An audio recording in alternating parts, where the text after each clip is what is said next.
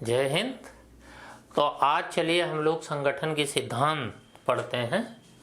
कल के लेक्चर में हमने आपको बता दिया था कि संगठन के कई सिद्धांत दिए गए हैं। शास्त्रीय सिद्धांत, वैज्ञानिक प्रबंध का सिद्धांत, नौकरशाही सिद्धांत, व्यवस्था सिद्धांत, व्यवहारवादी सिद्धांत, मानव संबंध सिद्धांत, ये तमाम सिद्धांत हैं। तो इन्हीं सिद्धांतों को एक एक करके हम लोग पढ़ेंगे। तो पहला सिद्धांत है शास्त्रीय सिद्धांत या प्रबंधकीय प्रशासनिक सिद्धांत। ठीक है, तो देखिए प्रबंधकीय प्रशासनिक सिद्धांत के पिता हेनरी फियोल माने जाते हैं। ठीक है, ये बहुत इंपॉर्टेंट है। प्रबंधकीय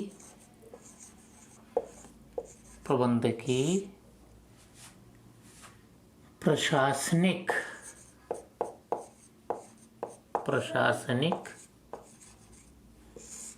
सिद्धांत के पिता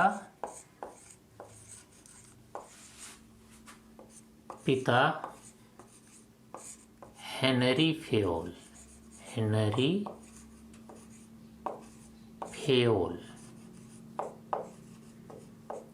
ठीक। अब दूसरा पॉइंट आप ये देखेंगे, अन्य कौन समर्थक है। अन्य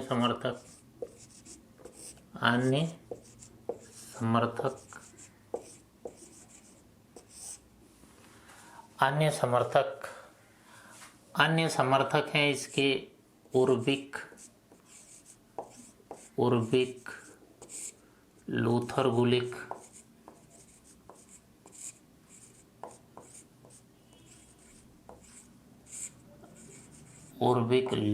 गुलिक, रैले और मूने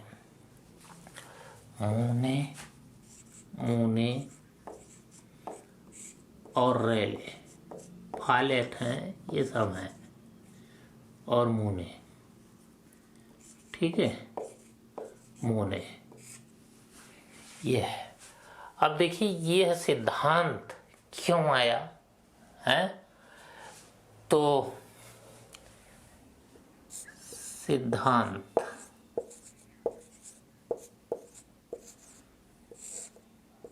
क्यों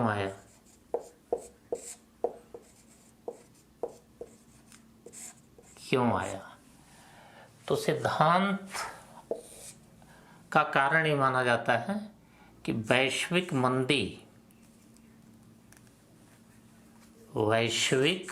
मंदी आई थी विश्व में। तो वैश्विक मंदी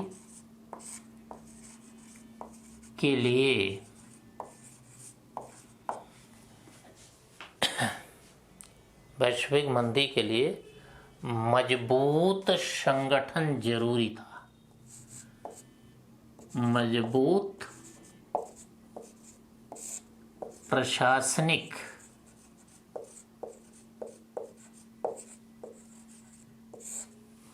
संगठन की आवश्यकता महसूस की गई। संगठन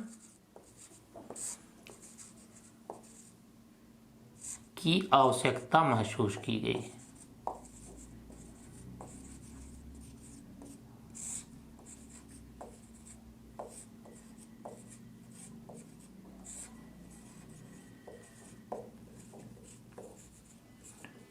ठीक है, वैश्विक मंदी से उबरने के लिए, यहाँ लिख लीजिए, वैश्विक मंदी से उबरने के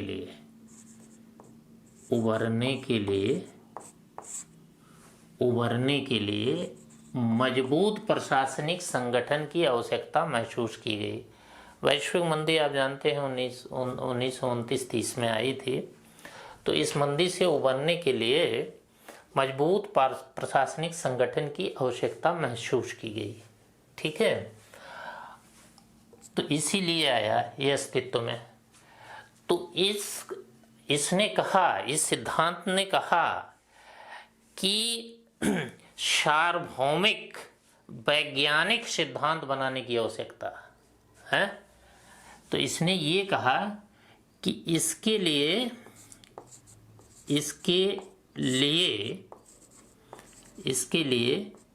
सार्वभौमिक सार्वभौमिक वैज्ञानिक सिद्धांत बनाने की आवश्यकता है। वैज्ञानिक सिद्धांत बनाने की आवश्यकता, सिद्धांत बनाने की आवश्यकता है। ठीक है, बनाने की आवश्यकता है, आवश्यकता है।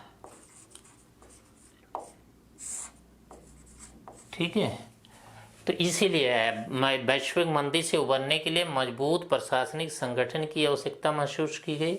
इसके लिए सार्वभौमिक वैज्ञानिक सिद्धांत बनाने की आवश्यकता है, इसने कहा। अब देखिए विशेषताएं इसकी क्या हैं। विशेषताएं क्या हैं? विशेषताएं, इस सिद्धांत की विशेषताएं क्या हैं? ठीक है, विशेषताएं यही हैं कि इसने क्या किया, औपचारिक संगठन का सिद्धांत दिया। कल औपचारिक संगठन बताए थे। औपचारिक संगठन का सिद्धांत दिया, संगठन का सिद्धांत दिया। औपचारिक संगठन आप जानते हैं नियमों कानूनों पर आधारित सिद्धांत होता है? और इसमें संगठन में पद सोपानवत क्रम को महत्व दिया जाता है। ऊपर से अधिकार का प्रत्यायोजन होता है। यही सारी चीजें औपचारिक संगठन का सिद्धांत दिया। और दूसरा लोक प्रशासन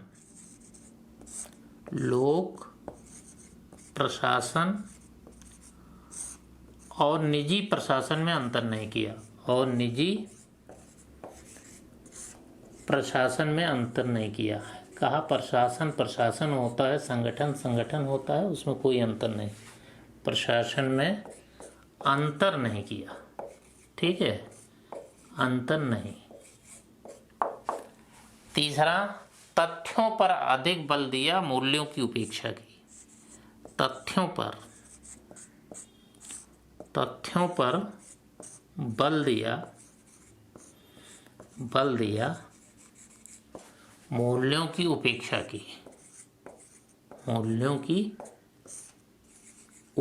की। ठीक है, उपेक्षा की।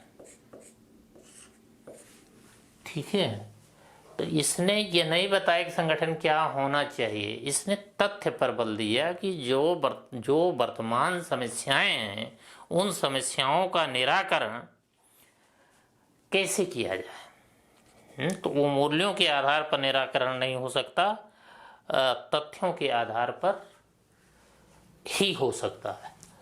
तो मनुष्य को किस रूप में देखा? मनुष्य को एक यांत्रिक मानव या आर्थिक मानव के रूप में देखा। मनुष्य को आर्थिक मानव के रूप में देखा। आर्थिक मानव के रूप में देखा। मानव के रूप में देखा।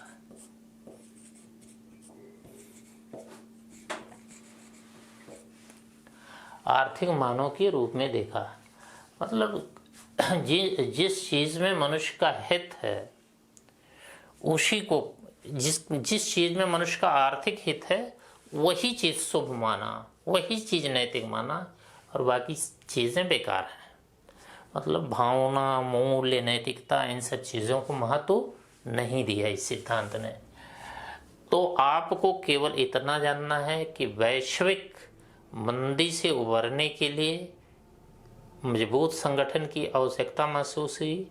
इसलिए इस सिद्धांत ने एक सार्वभौमिक वैज्ञानिक सिद्धांत बनाने की कोशिश की।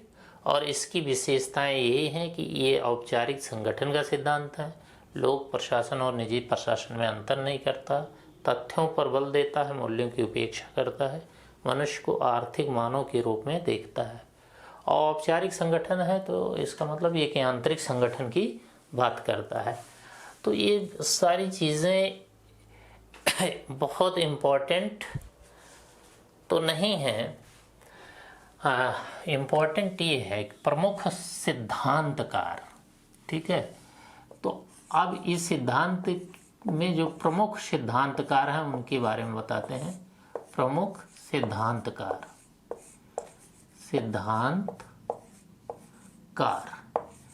प्रमुख सिद्धांतकारों में पहले हैं हेनरी फ्योल।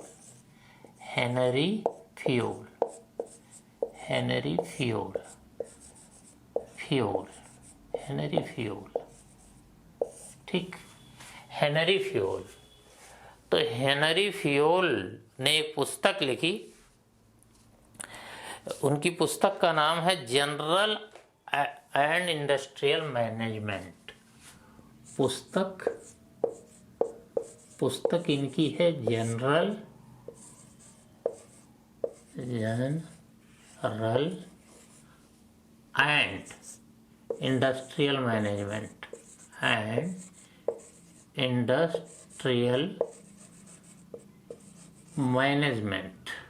मैनेजमेंट इनकी पुस्तक का नाम है, मैनेजमेंट। ठीक है। अब देखिए इन्होंने क्या दिया, इन्होंने संगठन के 14 सिद्धांत दिए। संगठन के 14 सिद्धांत दिए इन्होंने।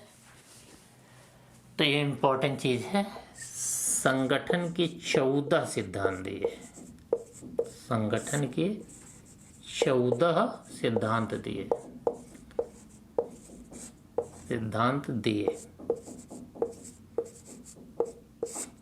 संगठन के 14 सिद्धांत दिए। ठीक है। हेनरी फ्योल ने संगठन के कितने सिद्धांत दिए? 14 सिद्धांत दिए, इंपॉर्टेंट है। अब 14 सिद्धांत क्या है इनका? जैसे योजना बनाना, मतलब ऑर्गेनाइजेशन है। दूसरा पहला योजना बनाना, फिर संगठन, उत्तरदायित्व, अधिकार, कमांड की एकता, समता, ये तमाम सिद्धांत दिए। इन 14 सिद्धांतों को 5 सिद्धांतों में सूत्रबद्ध किया जा सकता है। तो 14 सिद्धांत याद करने का मतलब नहीं है, याद आपको 5 सिद्धांत करना है कि इन 14 सिद्धांत का निचोड़ 5 सिद्धांत में है। हाँ? इन सिद्धांतों को 5 सिद्धांतों में सूत्रबद्ध किया जा सकता है। 5 सिद्धांतों में सूत्रबद्ध किया जा सकता है। सूत्रबद्ध किया जा सकता है।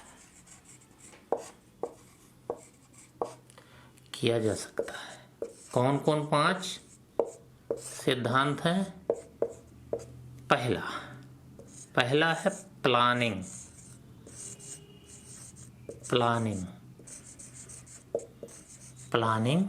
प्लानिंग का मतलब योजना।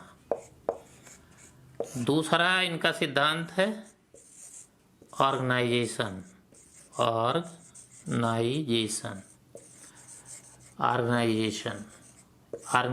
मतलब संगठन। तीसरा देखिए, तीसरा है कमांड। कमांड का मतलब आदेश की एकता।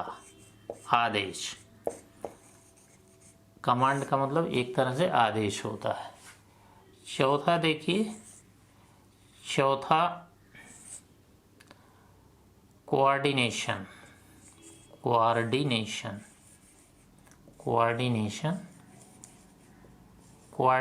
का मतलब समन्वय। संगठन में समन्वय जरूरी है, और अगला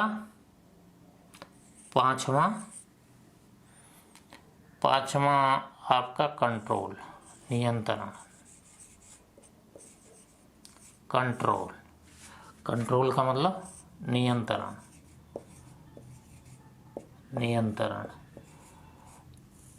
तो इनके 14 सिद्धांतों का सार यही है, प्लानिंग, ऑर्गेनाइजेशन, कमांड, कोऑर्डिनेशन और कंट्रोल। ये कहते हैं किसी संगठन में ये चीज़ें ज़रूरी हैं कि संगठन कोई भी काम करता है तो वो प्लानिंग करता है भाई, प्लानिंग करता है। इसके बाद जितने भी जो भी कार्य हैं उनको ऑर्गेनाइज करता है, फिर उसमें एक आदेश देने वाला होता है, आदेश देता है जिससे संगठन में एकता और समन्वय बना रहे।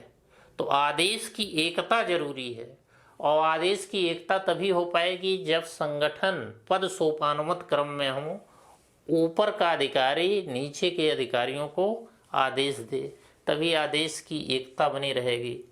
कोऑर्डिनेशन, समन्वय, कि जो भी कार्य हो रहे हैं, जो भी कर्मचारी हैं उनके बीच समन्वय हो, और कंट्रोल, नियंत्रण, समझ गए।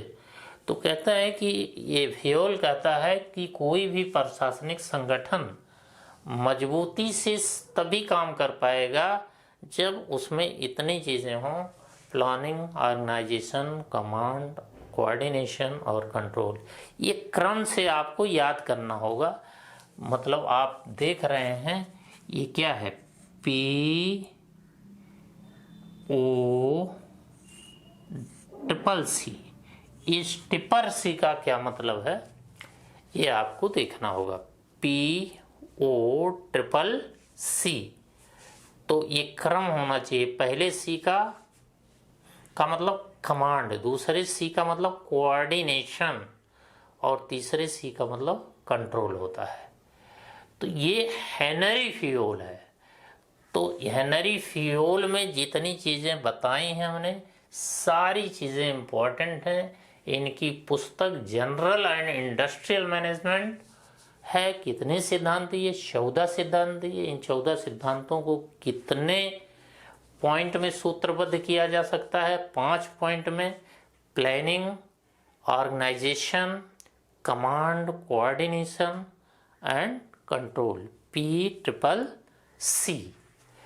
तो ये हेनरी फ़ियोल हो गए। अब दूसरे विचारक देखिए। दूसरे विचारक हैं लूथर गुलिक। लूथर गुलिक का हमने बता दिया है पोस्ट कोर्ब दृष्टिकोण। लूथर गुलिक का कौन सा दृष्टिकोण है?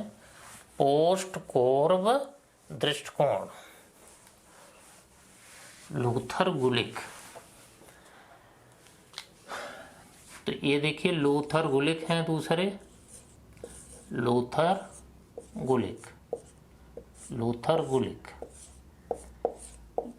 गुलिक का कौन दृष्टिकोण है? इनका है पोस्ट कोर्ब दृष्टिकोण। पोस्ट कोर्ब दृष्टिकोण इनका है, ठीक है।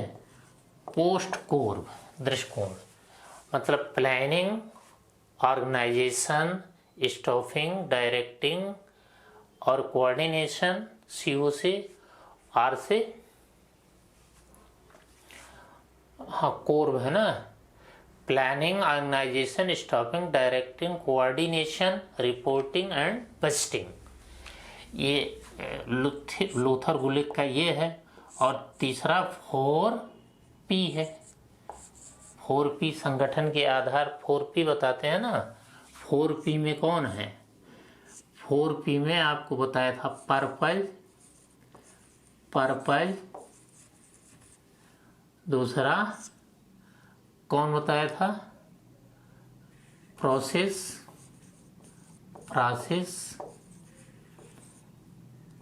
तीसरे P का मतलब पर्सन बताया था। और कौन बताया था? और प्लेस ये बताया था।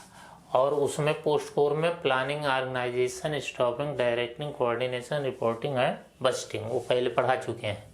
लूथर गुलिक वाला ये सारी चीज़ें पहले पढ़ा चुके हैं, फिर यहाँ पढ़ाने का कोई मतलब नहीं है। तो ये कहते हैं ये इतनी चीज़ें होनी चाहिए, किसी ऑर्गेनाइजेशन में इतनी चीज़ें होनी चाहिए। अब देखिए तीसरा है मोने और रैले। मोने और रैले, मोने और रैले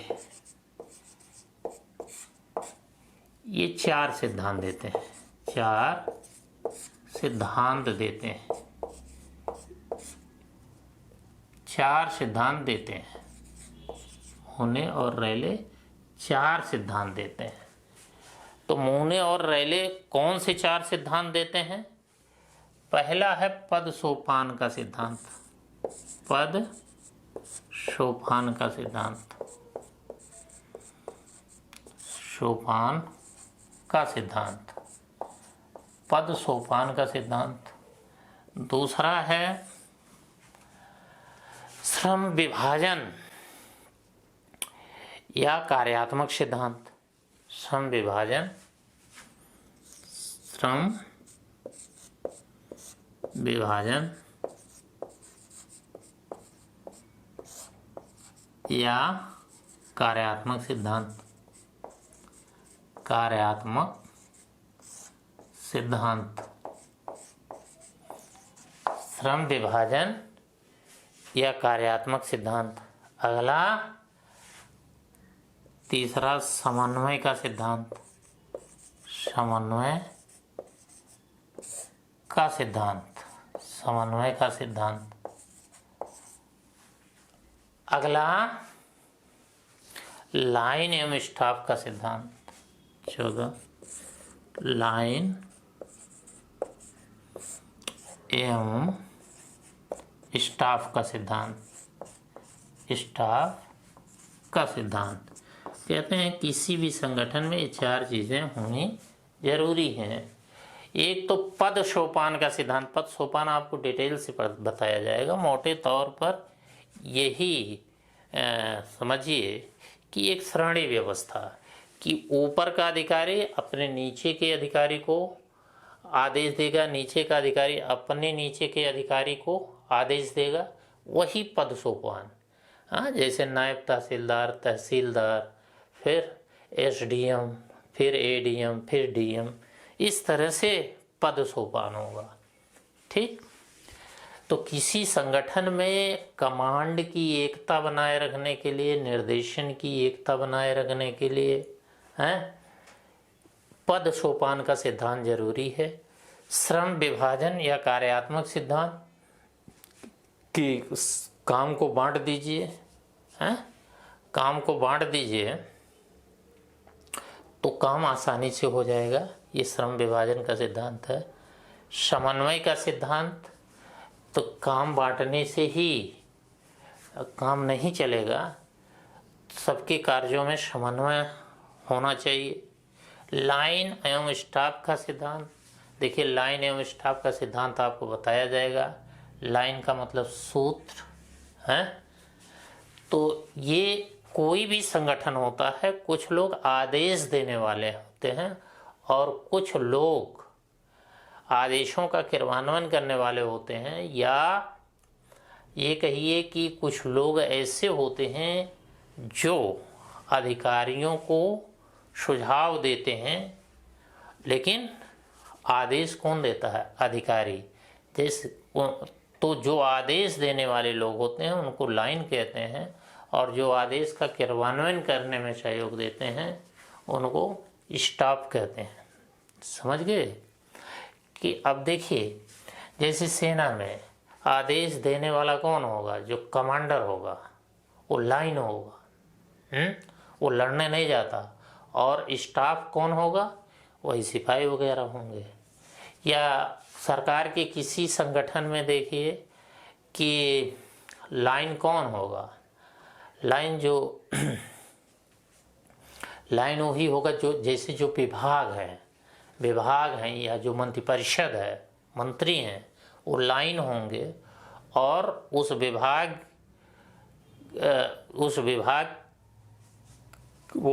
जो आदेश देगा उसका क्रियान्वयन के लिए, जो योजना बनाएगा उसके क्रियान्वयन के लिए स्टाफ होंगे। तो वो सब बताया जाएगा आपको। तो मूने और रैले ने ये 4 सिद्धांत दिए। पद सोपान का सिद्धांत, श्रम विभाजन का सिद्धांत, समन्वय का सिद्धांत, लाइन एवं स्टाफ का सिद्धांत। इसी तरह उर्विक ने 8 सिद्धांत दिए, लिखने की कोई ज़रूरत नहीं है। हाँ, 8 सिद्धांत दिए और सिद्धांत सबका वही है। देखिए, सबके सिद्धांत में वही होगा, प्लानिंग, ऑर्गेनाइजेशन, समन्वय, श्रम विभाजन। तो उर्विक का कोई इम्पोर्टेंट नहीं है। इनका केवल 8 सिद्धांत, फेयोल का 14 सिद्धांत, लेकिन 5 में उसको सूत्रबद्ध कर सकते हैं। लूथर ने पोस्ट कोर दृष्टिकोण दिया। मूने और रैले 4 सिद्धांत देते हैं। पद सोपान का सिद्धांत, श्रम विभाजन या कार्यात्मक सिद्धांत, समन्वय का सिद्धांत, लाइन एवं स्टाफ का सिद्धांत। तो यहीं पर समाप्त करते हैं। छोटा छोटा एक सिद्धांत पढ़िए, तो यहीं पर समाप्त करते हैं। धन्यवाद।